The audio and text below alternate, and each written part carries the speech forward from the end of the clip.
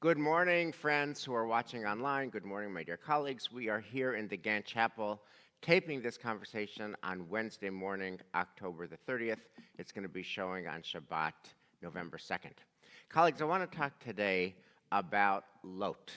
And I find Lot a very interesting figure because his story spans three portions. It's in Noach today, it's in Lekh L'kha next week, it's in Va-yera 2 weeks from now.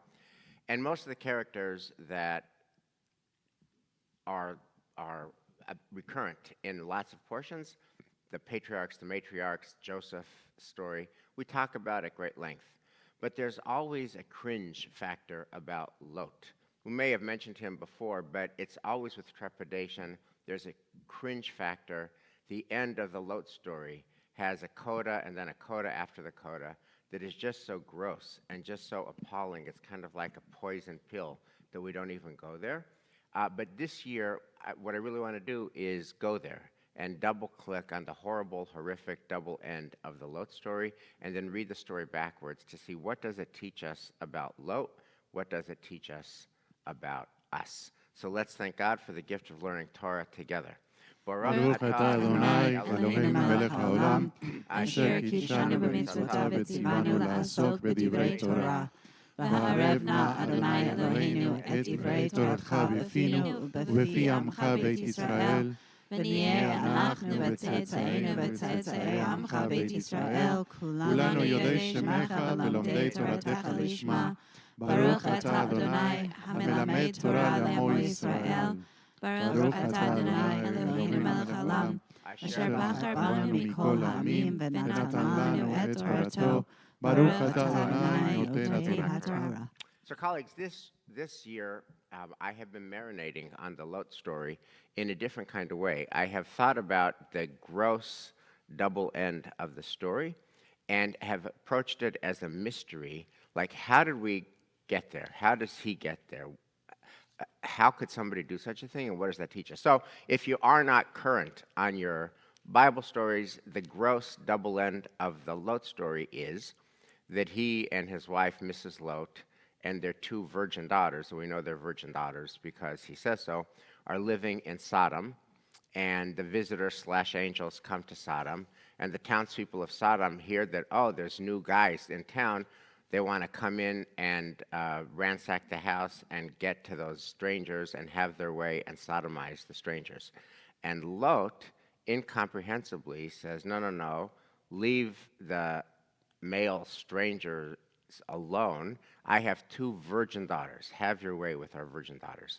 And then, of course, God destroys Sodom and Gomorrah in sulfurous fire, and Mrs. Lot becomes a pillar of salt. And this whole saga ends with Lot and his daughters in the cave. And there's two daughters, which I think is very significant. The first daughter, they say, geez Louise, there's nobody else. Humanity's not going to continue if we don't get pregnant, and there's nobody else. I guess it's dad. So the first daughter gives him drink, alcohol, wine. He gets drunk. They have sex. She gets pregnant. And then this happens a second time. And we learn that that's how the Moabites and Ammonites are created, from that act of double incest in a cave. And the Lot story ends. So it's obviously it's such a yuck factor, cringe factor, horrible double yuck factor, that he would say, here, take my virgin daughters, is like yuck. And then that this would happen not once but twice in the cave, double yuck. So here's the question that I want to pose, which is, if we start with the end in mind, begin with the end in mind, let's go back to the story and ask, how could that have happened? What happened to Lot? And importantly, what does what happened to Lot mean for us? What do we learn from it? Okay? So I want to we'll do a little bit of a close read of the Torah, which is, his story begins with the end of Parshat Noach in this week. When Terach had lived 70 years, he begat Abram, Nahor, and Haran. Now this is the line of Terach. Terach begat Abraham, Nahor, and Haran begat Lot.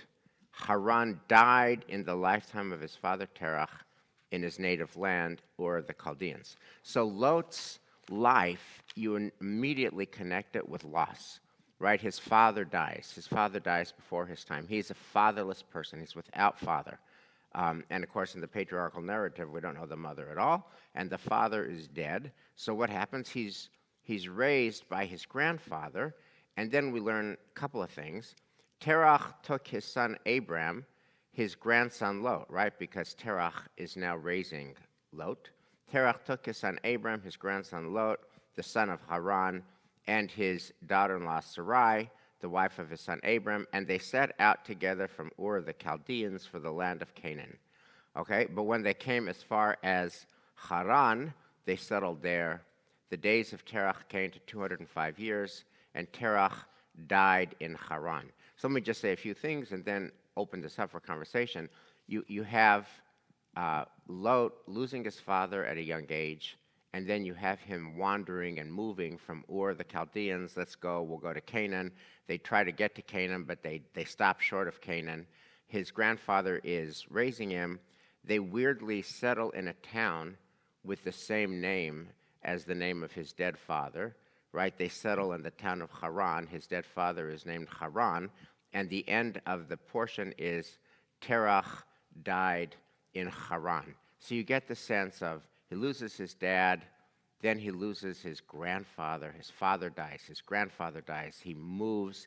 He didn't even get to where they wanted to go, and he's now settled in a town with the name of his dead grandfather. A lot of loss, a lot of wandering, a lot of rootlessness, kind of setting him up for something that's not good. What do you take from this early part of the Lot story? I really appreciate your read. I had never noticed this before, and it's such a profound way to understand Lot's pain. And I think there's also this weird, he has, an uncle and an aunt who are left behind too. So there's all this brokenness and family breaking up, and it's a really, I think, a really important read on Lot's character, that this is what forms him, is this pain. Right. Anything else before? No, I know where you want to take the conversation, and perhaps I'm giving a preview of it. I don't think that his upbringing can justify the actions that he had later in life. If we take another example, like a famous character that we read all the time, which is Job, so many bad things happen to him, and not necessarily he turns into an immoral person. I'm not trying to justify anything. I'm just trying to understand where this could come from. So, but you just get a sense of him as flotsam and jetsam, kind of vulnerable. He's without anchoring. He's without a family structure. He's without a home. He's without a center. He's without people, the same stable people who love him. And his life is marked by death, the death of his father, the death of his grandfather, wandering. It just, again, not justifying anything, just trying to understand what happens. Okay, then comes the next piece, which is the Lekh L'kha, next week's portion, the Jewish story, when God says to Abraham, who is Lot's uncle, go to the land that I will show you, go to Canaan. And Abraham went forth as the Lord had commanded, and Lot went with him. So you now have the third father figure. His first father, Haran, dead. His second father figure, his grandfather, Terach, dead. Now Uncle Abram. And now he moves again. So he moves from Ur of the Chaldeans to Haran, and now he moves from Haran to Canaan. And then, so far, everything has happened to Lot. He hasn't actually made any decisions. He's just kind of been schlepped along. It's happened to him. And now he makes his first decision, which is Lot and Abram they're getting wealthier. They've got flocks and cattle, etc. And I'm reading verse 7. And there was quarreling between the herdsmen of Abram's cattle and those of Lot's cattle. The Canaanites and Perizzites were then dwelling in the land. We know that then and now, it was not an empty land just waiting for us. There were people there, right? Abram said to Lot, let there be no strife between you and me, between my herdsmen and yours, for we are kinsmen. Is not the whole land before you? Let us separate. If you go north, I will go south. If you go south, I will go north. So a decision that Lot is going to make is, I'm going to separate from my third father figure and be on my own, right?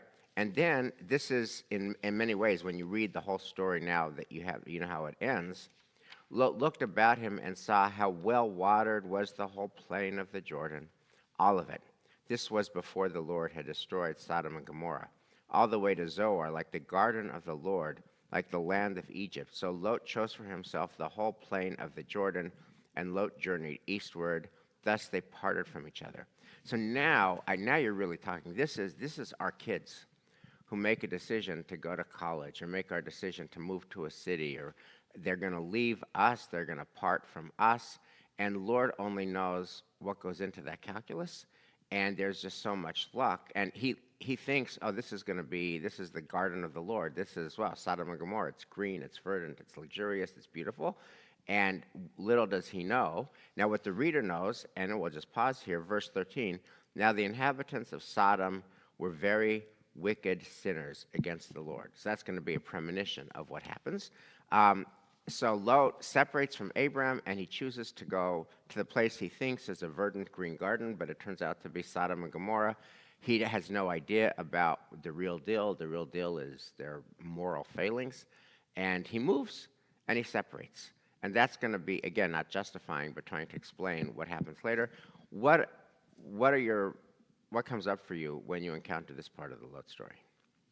Well, it's interesting to me because I feel like you could read it either way. It doesn't say that Lot and Avram were fighting. It says that their herdsmen were fighting. And so either you read it that he gets someplace and experiences a change based on what he sees there and the people he's around there, or it's possible that he's also developed a querulous personality that's sort of directing his people to be querulous. Like, what's setting up these battles that set him to go off? So I just find it to be an interesting question about, is it really that he had no idea, or does he have some sense of where he's going? That he actually chooses it knowing, okay, I mean... Right, and also you just brought it up, when our kids go to college, and this is something that as they get older, and we are experiencing that, not yet, they make decisions that we may not agree. Right. And we can advise them on what is good for us, but they may not follow that path. Right. So not necessarily, perhaps, there are so many questions about Lot going there. Did he go with the idea that he could change them? That I could change the city and to become better? Or I'm not paying attention to, this idea that Sodom is a bad place. I think the text itself is pretty plain. It says he sees how materially wealthy the place is that he's seeing, and he makes the choice that would enrich himself. And what's so interesting to me about, you'd speak about the origins of both of Lot and how he experienced all of this trauma within a very short little phrase. And yet, Avram also emerged from that same context. He also weathered all of those deaths. And to me, what's so fascinating about Lot is actually how he and Avram make different decisions over time. Right. So that's going to lead us to the question of, if they make different decisions, he ends up going to Sodom, perhaps thinking it's a green garden, and it ends up being Sodom. I want to pause and bring in a teaching from the Rambam, which is Hilchot Deah, and you guys have it. And I'm wondering, Elise, if you'll just read it. It's Hilchot Deah, chapter 6, paragraphs 1 and 2. Let's read them. Let's read this page, because I think this, to me, is the heart of the meaning, the answer to the mystery of the Lot story. If you'll read it, Lisa. It is natural for man's character to be drawn after the thoughts and actions of his friends and associates, and for him to follow the norms of the people of his country. Therefore, one must associate with righteous and be constantly in the company of the wise, so as to learn from their deeds. Conversely, he should keep away from the wicked who walk in darkness, so as not to learn from their deeds. This is what Shlomo said: "He who walks with the wise will become wise. He who walks with the foolish will be destroyed." And what is said, "Happy is the man." Right, and that's a reference to Psalm 1, the first Psalm, which is, the happy person is the person who associates with good, smart, thoughtful people, and the sad person is the person who associates with immoral people. What do you think is this first, just let's understand it, this first teaching of Rambam, what is it saying about culture and its impact on individuals? Well, I think that it speaks for itself, the text about what is good and what is right. To me, it's always difficult to find what is the line that separates them, because we have our own thoughts, our own convictions, our own beliefs, and we may think that we are on the right side. And, and not necessarily the people who are smarter are the ones who make the best decisions. Yeah, what's so fascinating to me is very few people ever say, "Ooh, I'm on the side of wickedness. I want to be there." Most people have a justification, a reason, a thought process that leads them to believe that they are the one who is choosing the good and the right. Right, so you guys are focusing on Rambam's categories of wise and wicked, but what strikes me is just the simple teaching of the power of zip code, that we are totally shaped in ways that are, it's like the fish in the ocean that does not realize it's wet, because everywhere around is water, like what's wet, what's dry, everything is water, that we are completely shaped by our zip code in ways that we don't even appreciate. I remember encountering this at Hartman one summer, years before the pandemic. And I had this rattling around in my head. And then Shira and I went for a few days to Paris. It was the first and only time I've ever been to Paris. And I had Rambam rattling around in my head about culture and individual. And culture shapes individuals. And what struck me when Shira and I, we were trying to find a cafe outside where there wasn't smoke. I hate, loathe, despise cigarette smoke. With every fiber of my being, I go crazy in the presence of cigarette smoke. I hate cigarette smoke. So we're trying to find a cafe without cigarette smoke and without smokers. And there was not a single seat in a single cafe anywhere. There weren't smokers. And I had Rambam rattling around in my head.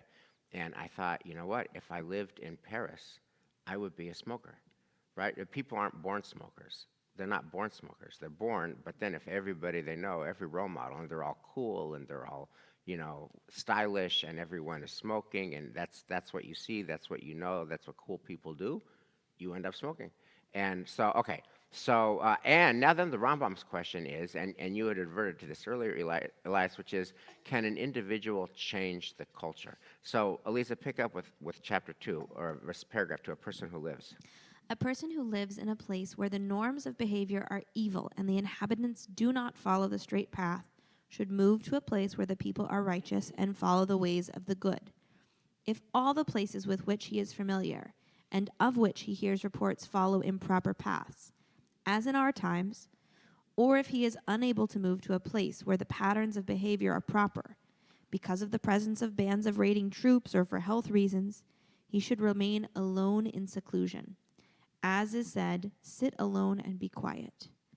If they are wicked and sinful and do not allow him to reside there unless he mingle with them and follow their evil behavior, he should go out to caves, thickets, and deserts, rather than follow the paths of sinners, as it states, "Who will give me a lodging place for wayfarers in the desert?" Right. In other words, this is like, if you think back in the old days with COVID, when people were infectious, like you just have to keep your distance from infection. And here Rambam is saying you have to keep your distance from spiritual infection, from bad values infection. And ideally, do not think you can change the culture. The culture will change you. Do not think you'll stop Parisians from smoking. No, you will become a smoker if you stay there. So consequently, he then gives you 3 different moves on this flowchart. Number 1, get the hell out of town. Just get out of town. Just move. And if you can't get out of town, just become a hermit. Live in seclusion.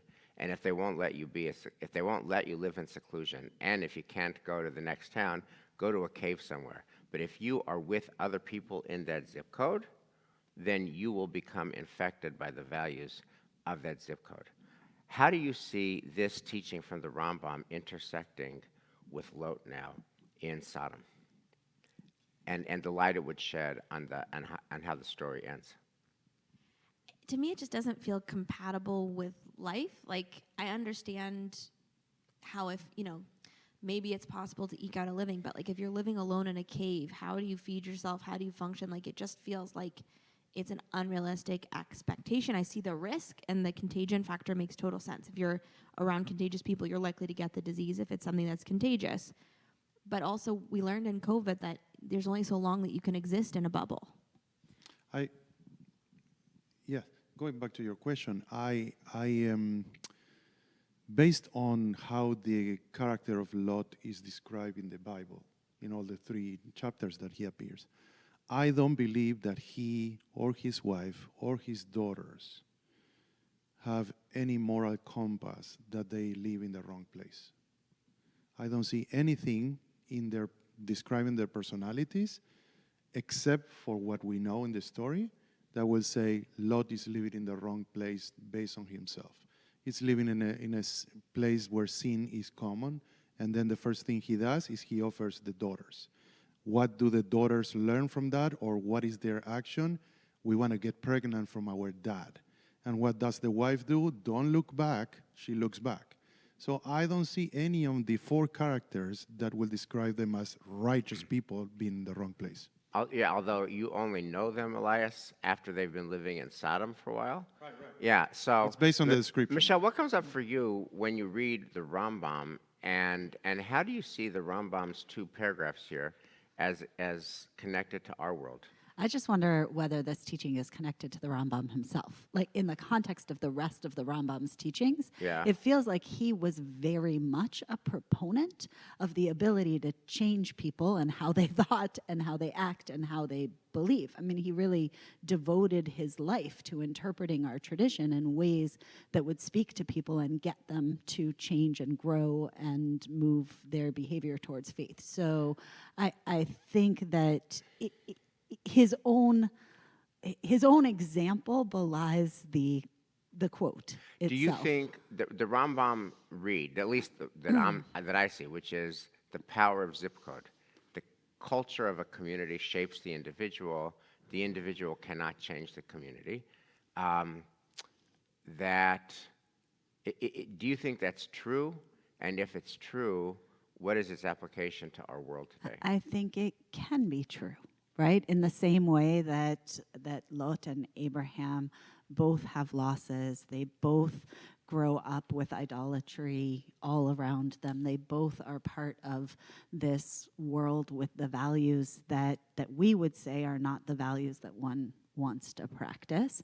And Lot makes decisions and chooses a life that sets him up to solidify some of the baser aspects of his of his, I don't know whether it's his self or that his community strengthens the negative side of him.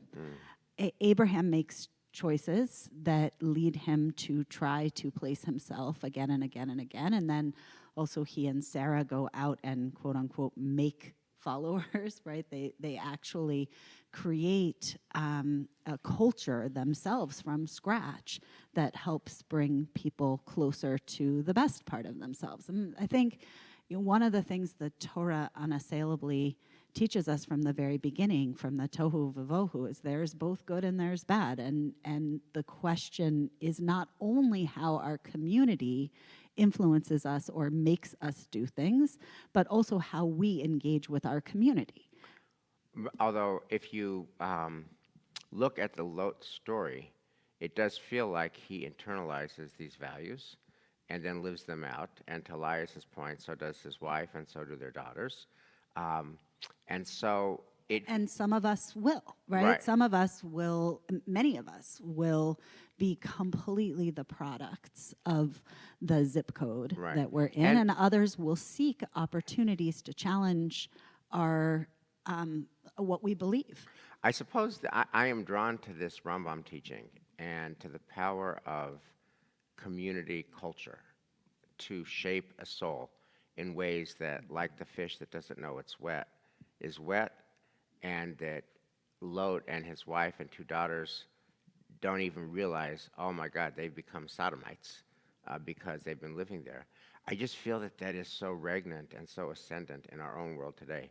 You know, we are We are meeting the week before the election. You think about red state America and blue state America, how those, I mean, I've lived the last 40 plus years in Newton, what would I be like if I lived in a deep red a rural town in a deep red America? I think I would be a very different person if I did, and I think all of us would. So too, you think about Israel and Gaza and Lebanon and IDF soldiers, who are young Jews raised in Israel, who it's just their culture, it's just their values. Everything is about to be a real citizen, to be a good person, and a good citizen is to put your life on the line with the IDF, and so they do, and they go in and they do unimaginable acts of courage. And think about what it would be like if you were born in Gaza, if you were born in Lebanon, and the value system there. So I just see all around in all these troubled spots how culture and community shape souls and limit options.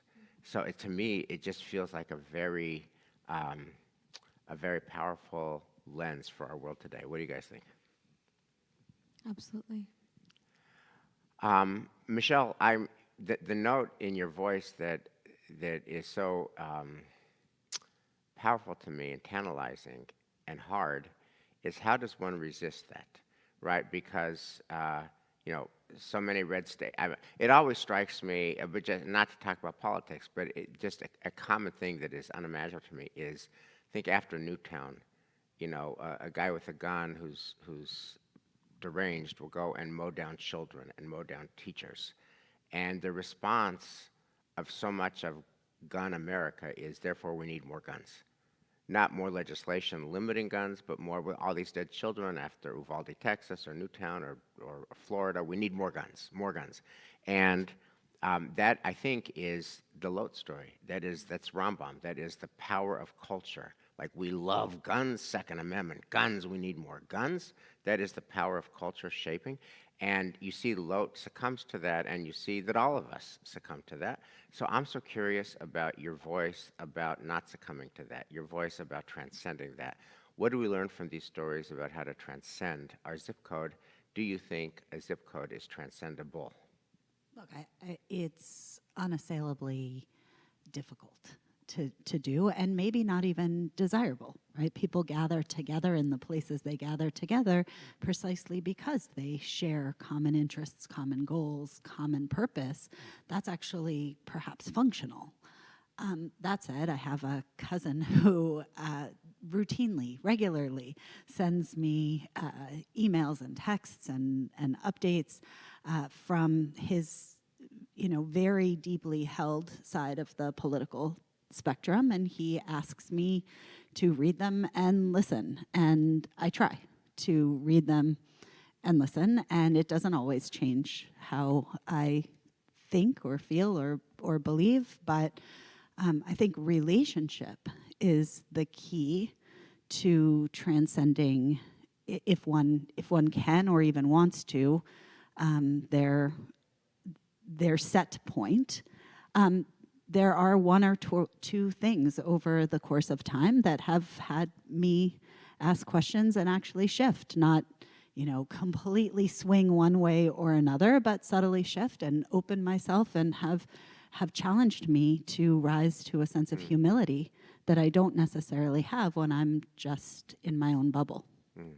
So, colleagues, I want to wrap up by asking you, as you look at the Lot story in month 13 of the war, as you look at the Lot story the week before this election, as you add the Rambam's lens to it, what's the lesson that you think it teaches us?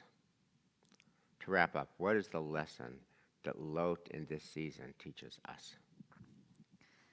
I was rereading a number of midrashim leading up to our class today, and was really intrigued to read about how the rabbis see Lot's daughters, which is that they see them as righteous and doing the right thing. You could imagine them condemning them, but actually They even talk about that the daughters made a miracle, that by the force of their goodness caused the cave that they were in to flow with wine, because otherwise there would be no wine, because they didn't like flee with barrels of wine and supplies. And that Ruth, and through Ruth, the, Mashiach eventually will come, that all of this comes out of this profound challenge. And so I think for me, that's been something I've been holding on to, that things can be very complicated and it can feel very cringy, to use your word. And yet there's still the potential to have real good come out from it. But you need sometimes some time to see that. Yeah, can we just pause on that? In other words, what I hear you saying is that the Messiah comes out of this act of drunken incest in a cave. According to tradition. According to tradition. Yes. Right. Well, right. That is to say, Naomi is the ancestor of David, and Ruth is the ancestor of Ruth and Naomi. That whole story, and that comes out of the Moabite story, which comes out of the cave, which comes out of the incest between a father and a daughter, with wine, and that somehow you go from ultimate darkness of a cave to Mashiach, which is ultimate salvation. And what is that telling us? Then even in the most cringy time and even in the most complicated scenarios, there's the potential for good. That sometimes it just takes a little bit of time, and the hope that I think, in your time, you might need to separate out, but like in greater time, good things can come from really challenging moments. To me, the moral of the story is I cannot avoid comparing this to what is happening with the worldview on Israel and the year that has happened. This idea that we are on the wrong side or on the good side, depending how you see it, and perhaps you are a fish that you're surrounded by water and doesn't realize it. We believe we are on the right side regarding Israel. But so much of the Western media, so much of the academia, who are highly educated people, see us being on the wrong side. And so it's very hard to change that culture. The power of zip code. Super hard to change our culture. I have to believe, on you being the most optimistic person I ever met, that the power of dialogue and the power of, changing one person at a time could be a solution. Thank you, Elias. Michelle, what's your wrap-up lesson? I like what he said. No, this is a very challenging story for me. It really, I love the opportunity to think about the context of what shapes us all. But specifically with Lot, I feel like there's so much about this story that tells us about the meeting of the context and the individual. And I think that's kind of where the secret sauce of all of our lives is. It's how we meet our culture, how we both challenge and change it, and how we take it in ways that bring out the best in ourselves. Well, colleagues, thank you so much. For my read is, and you go back to the beginning, and he loses his dad, and he loses his grandfather, and then he chooses to part from his uncle, and then he chooses to go to Sodom without even, I think the read is he doesn't know what he's getting into. He thinks it's a green garden. To me, it's actually, you start by thinking that this is so sui generis and so gross and so unique. Who would do a thing like that? And who would do a thing like that? The last two parts of the story are horrific. Obviously, none of us would do a thing like that. But who is shaped by a combination of tragic circumstances and bad decisions? All of us would do a thing like that. Who of us is shaped by losing a dad early? I'll sign up for that. Who of us is shaped by losing a grandfather early? I'll sign up for that. Who of us makes a bad decision and doesn't fully realize stuff? I mean, me, everybody I know does that. We think it's a garden. It turns out to be Sodom and Gomorrah. And so to me, it's actually, Lot becomes, if you stop focusing on the poison pill aspects of the end, which are unspeakably gross, I think it's a deeply relatable, universal story where random loss, which happens to us all, bad decisions, which happen to us all, can shape our lives in ways like, oh my God, what the heck? What just happened? Where am I? What am I doing? I think it's a very, this story that I don't think we ever talk about turns out to be a very relatable, universal story. And to me, the message is watch the company you keep. And you know, we become like the people we associate with, which is why community at a shul like Temple Manual is just so important. Shabbat Shalom. Shabbat Shalom.